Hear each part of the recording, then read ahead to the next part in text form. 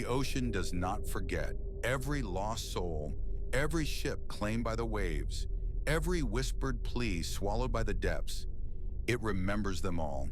And sometimes, just sometimes, it calls them back. I grew up in a coastal town in Maine, where the fog rolls in thick, swallowing the world in a silent, shifting gray. The lighthouse was our guardian, its beam cutting through the mist, keeping ships from smashing against the jagged rocks. My grandfather was its keeper for nearly 40 years. He used to say that the fog had a voice, that if you listened too closely, you'd hear it whispering your name. I never believed him until the night he disappeared. It was a stormy autumn evening when he went missing. The kind of night where the wind howls like a wounded beast and the waves rise like grasping hands. The power went out, and in the chaos, no one noticed he was gone. We searched for hours, calling his name into the wind, our lanterns cutting through the dark. We found his boots first, standing neatly at the edge of the cliff. Then we heard the horn, the deep, mournful sound of a ship lost in the fog. But there were no ships out that night. The Coast Guard had sent warnings. The harbor was empty. Still, the horn blew again. And then faintly through the swirling mist, we saw it. A ship, massive, ancient, its sails tattered, its hull blackened with age. It drifted through the fog like a ghost, its deck empty, its mast bare. And yet from somewhere deep inside, we heard voices. They were calling for us. I ran. I don't remember how I got back to town, only that the fog seemed to twist around me, clinging, pulling, whispering. That night I dreamt of my grandfather. He stood on the deck of that ship, staring at me with empty black eyes. His lips moved, forming words I couldn't hear. I woke up to find the fog pressing against my window like a living thing. The town never spoke of that night. They called it an accident, said he must have fallen into the sea. But I know better. The ocean took him, just as it has taken so many before. And sometimes when the fog rolls in thick and heavy, I hear the horn echo through the night. It's waiting, and one day I know it will call for me too.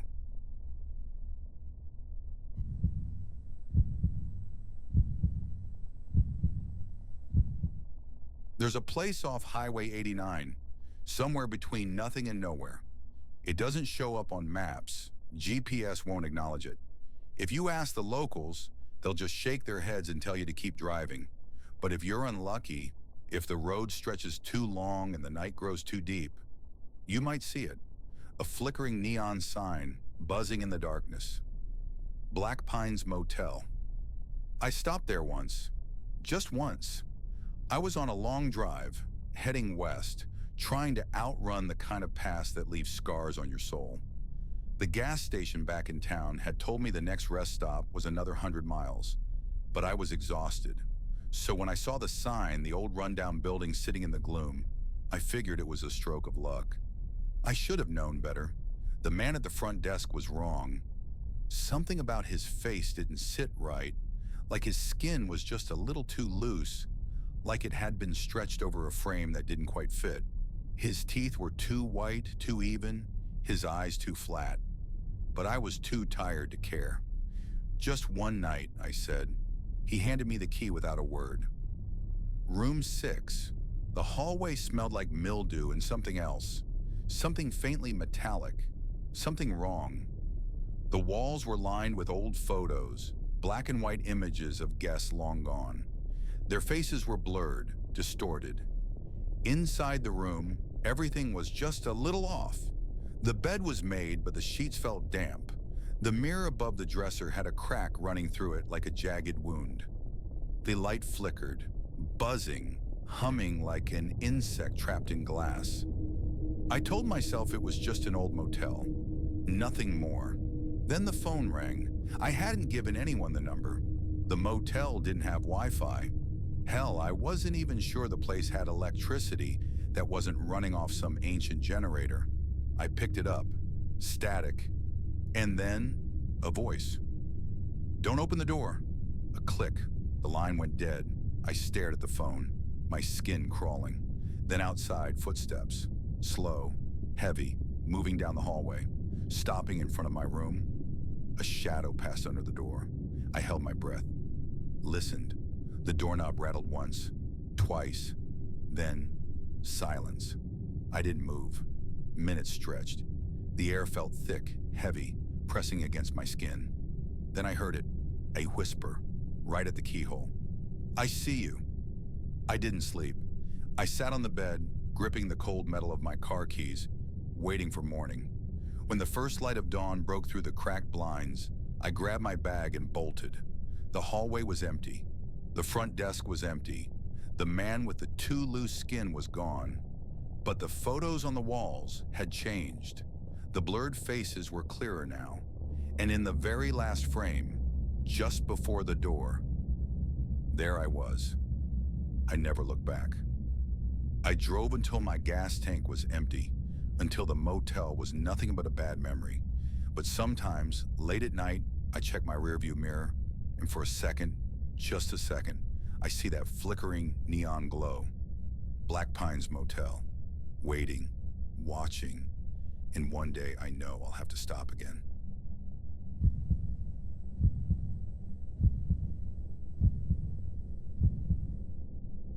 They call it the hanging tree. It stands alone in a dead field, its bark blackened and twisted, branches stretching toward the sky like grasping fingers. The town of Cold Hollow has long since forgotten its origins, but everyone knows better than to go near it. Even in the daylight, birds refuse to perch on its limbs, and no grass grows at its roots. The wind dies when it passes through, leaving an eerie, suffocating silence. The stories go back generations. Some say it was used for executions in the town's early days, back when Cold Hollow was little more than a cluster of shacks and a courthouse. They say the condemned left something behind, something that seeped into the wood, staining it black with their suffering. Others whisper that it was never just a tree, that something else, something older, took root beneath it. I never believed in those stories, not until the night I saw the man hanging from its branches. I was driving home late from a job in the next town over, my route cutting through the empty fields that surrounded Cold Hollow. The tree loomed ahead, its gnarled shape barely visible in the dim glow of my headlights. I'd passed it 100 times before, always sparing it a glance but never giving it much thought. But this time, something was different. A shape dangled from the thickest branch, swaying gently in the still air. My stomach turned to ice. Someone had hung themselves. I slammed on the brakes, my tires kicking up dirt as my truck skidded to a stop. For a long moment, I just sat there, gripping the wheels so hard my knuckles went white. Then the thing moved. Not the slow, natural sway of something left to the mercy of the wind. No, this was deliberate. A twitch, a jerk, like a marionette pulled by unseen strings. The head lolled to the side, and I saw its face. It wasn't human. The skin was stretched too tight, the features elongated, as if something else had tried to shape itself into the form of a man, but hadn't quite gotten it right. Its eyes were black pits, deep and endless, and when its mouth opened, it let out a sound that wasn't a scream, but something much worse. A whisper, not one voice, but hundreds, all hissing together, crawling into my ears, filling my skull with words I couldn't understand. My vision blurred, my body frozen, locked in place by that terrible, suffocating sound. Then it dropped. The rope snapped, and the thing hit the ground on all fours. It didn't move like a man. Its limbs bent wrong, its fingers digging into the dirt as it lifted its head to look at me. And then it ran, straight at my truck. I don't remember screaming, but I must have. My hands moved on their own, slamming the gear shift into reverse as I stomped the gas. The tires spun, the truck lurched backward, and for a moment I thought I had outrun it. Then something hit the back of the truck. The whole vehicle shuddered, metal groaning under the force. In the mirror, I saw its fingers clawing at the tailgate, blackened nails scratching deep into the paint. Its mouth stretched wide, too wide, filled with teeth that weren't meant for anything human. And that whispering, it was inside my head now. I swerved, fighting the wheel as I veered off the road and into the field. The truck bounced over uneven ground, headlights flickering as the engine roared in protest. Then, a jolt, a crash. The world spun, and everything went black. When I came to, the sun was rising. My truck was half buried in a ditch. The windshield shattered, the air thick with the scent of gasoline and dirt. My head throbbed, blood crusted over my temple, but I was alive. I turned to look back at the road. The hanging tree stood where it always had, its branches empty. The thing was gone, but the whispers never left. I hear them at night, soft, just beneath the edge of hearing, like voices carried on the wind, calling my name, beckoning me back to the tree. And one night I know I won't be able to resist.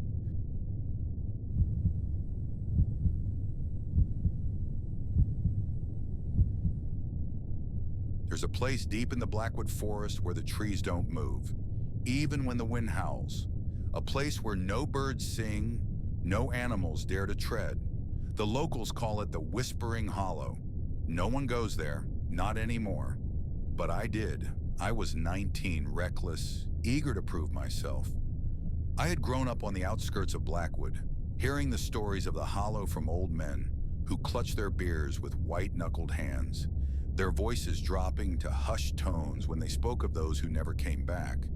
They said the forest wasn't empty, that it was watching, that if you listened too closely, you'd hear it whispering to you.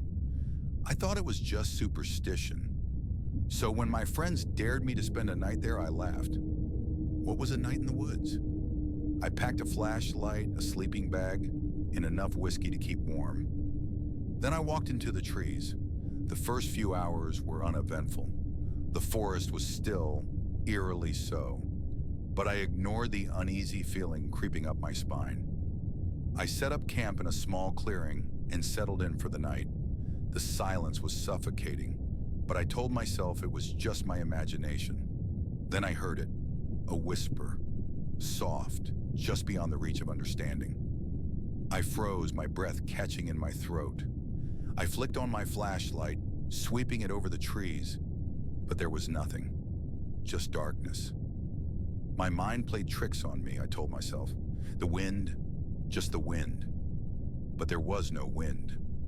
Then I heard it again, closer this time. My name. A cold sweat broke over my skin. The voice was familiar, too familiar. It was my mother's voice. But my mother was miles away, safe at home. My pulse pounded in my ears as I scrambled out of my sleeping bag, clutching my flashlight like a lifeline. The whispering grew. Not just one voice now, but many, twisting together, overlapping, hissing just beneath comprehension. They came from everywhere. The trees, the ground, the air itself. My legs trembled as I staggered backward, my flashlight flickering. Then I saw them, figures standing between the trees, barely visible in the darkness. Their forms were wrong, too thin, too tall, their limbs bending in ways they shouldn't. Their faces were obscured, shifting like mist. But their eyes, God, their eyes, were hollow, black voids that drank in the light. I turned and ran. The whispering followed.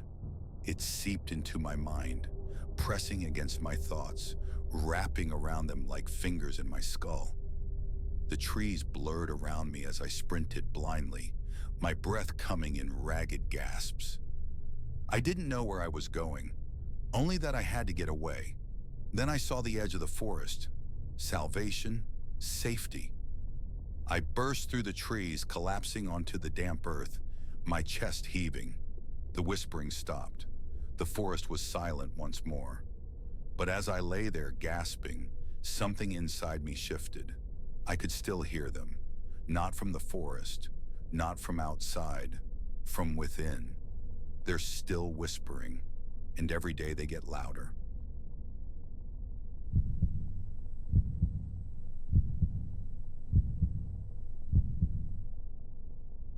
There's a story in my town that everyone knows but no one talks about. A story about something that waits in the dark, watching, listening. They call it the Faceless One. No one knows where the legend started, but everyone knows the rules. Don't walk alone after midnight. Don't answer if someone calls your name from the shadows. And above all else, never, ever look into its face. I never believed in those rules. Not until the night I broke them. It was late, past 2 in the morning, when I left my friend's house and started walking home. The streets were empty, the town silent, except for the occasional rustle of leaves in the wind. I wasn't afraid. I had walked this path 100 times before. Then I heard it, a whisper, low, hollow, coming from just behind me. "David!" I froze, my skin prickling. My heart hammered against my ribs. It sounded familiar, too familiar. It sounded like my mother's voice. But my mother was home, asleep, miles away. I turned my head just enough to see the shape in my peripheral vision. A figure standing at the edge of the street, half hidden in the darkness. Tall, motionless, waiting. A cold dread curled in my stomach. Every instinct screamed at me to run, to look away, but my body refused to move. My breath came in shallow gasps as I forced myself to take a step forward. "David!" Closer now. Too close. My legs obeyed before my mind did. I broke into a run, my footsteps echoing down the empty street. I didn't look back. I knew better. The houses blurred past me, my vision tunneling as I sprinted towards my front door. My fingers fumbled for the keys, shaking as I shoved one into the lock. The door swung open and I threw myself inside, slamming it shut behind me. Silence. I stood there, chest heaving, my ears straining against the quiet. Slowly, I turned to look out the window. The street was empty. Nothing there. No one. I let out a shaky breath, laughing at myself. It was just my imagination, a trick of the dark. I turned away from the window, rubbing my hands over my face, and then I saw the reflection in the glass just behind me. A face, but not a face. A smooth, empty expanse where a face should be. No eyes, no mouth, just pale, featureless skin stretched tight over bone. And yet somehow, I knew it was smiling. The whisper slithered into my ear, cold and wet. "You looked." The lights flickered. The room stretched and twisted, the walls pulling away as if something vast and endless lay just beyond them. My vision swam, my knees buckling as the air turned thick, suffocating. The last thing I remember before the darkness swallowed me whole was the sound of my own voice whispering back.